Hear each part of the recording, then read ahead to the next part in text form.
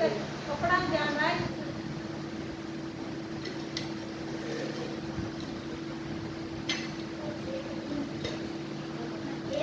एक गांव में एक बूढ़ी माँ और उसका बेटा रहता था। बेटा गांव में गाय चराकर एक घर का खर्चा चलाता था। उसकी माँ चोट माता का व्रत करती थी और भाभी चोट को छोड़ने के 5 लड्डू बनाती थी। इसमें से एक चोट माता को चढ़ाती, एक गणेश जी की चढ़ाती, एक हाथ को निकाल कर दान करती, एक बेटे को खिलाती और एक खुद खाती थी। एक बार अड़ोस पड़ोस वालों ने बेटे को भड़का दिया कि तेरी माँ चूरमा बना बना कर खाती है और तुझे केवल एक लड्डू देती है।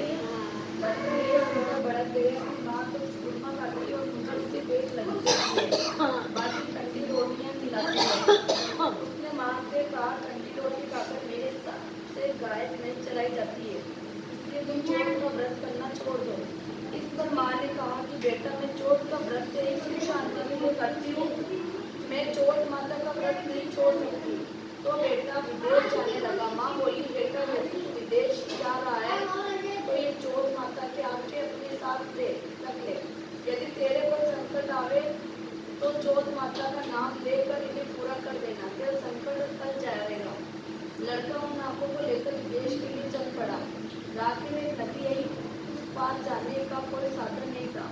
उसे माँ की बात याद आई और उसने आंखें निकालकर चोट माता का नाम लेकर पूरे लिए तो चोट माता की कृपा से नदी का पानी दोनों तरफ बटकर रास्ता निकल गया। आगे उसे एक भयंकर जंगल से गुजरना पड़ा तो वहाँ रास्ता भटक गया।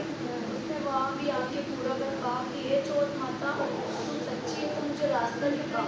इतना कहते ही उसे रास्ता मिल गया। आगे चलकर वे एक गांव में पहुंचा। उस गांव के राजा के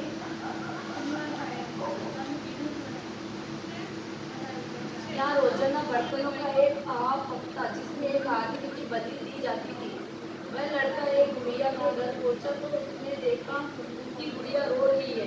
लड़के ने गुड़िया से पूछा, तुम्हें क्या दुख है, क्यों रो रही हो? गुड़िया बोली, मेरे एक ही बेटा है और कल राजा उसकी बलि चढ़ाएगा। इस पर लड़का बोला, माँ घबरा मत, तेरे बेटे के बदले मुझे भेज देना, तू मुझे भोजन करा देना। भोजन करके गुड़िया ने अपने लड़के की जगह उसको सुला दिया। दूसरे दिन राजा का बुलावा आया तो गुड़िया ने उस लड़के को भेज दिया। राजा के नौकर उसे ले जाकर गाँव में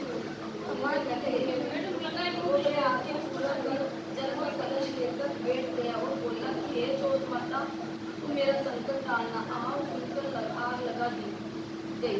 महीने भर में पकने वाला आग एक दिन में पक गया और नौकरों को आग के कलश उतारने को कहा। नौकर कलश उतारने लगे तो अंदर से आवाज आई, बर्तन धीरे उतारना। आवाज सुनकर सभी अचरज में पड़ गए। बर्तन हटाकर उससे निकाला और पूछने लगे, भाई तुम कौन हो? और उसने कहा, मैं वही आदमी हूँ जिसको आपने आवाज में चुन दिया था।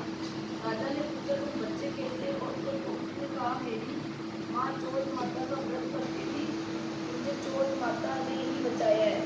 तब राजा ने 2 घोड़े मंगवाए, एक पर खुद बैठे और दूसरे पर उस लड़के को बिठाकर उसके हाथ में जंजीरों से बांध दिए और कहा, यदि यह जंजीरें खुलकर मेरे हाथ पैरों में आ जाए तो मैं चोट माता को सच्ची मानूंगा।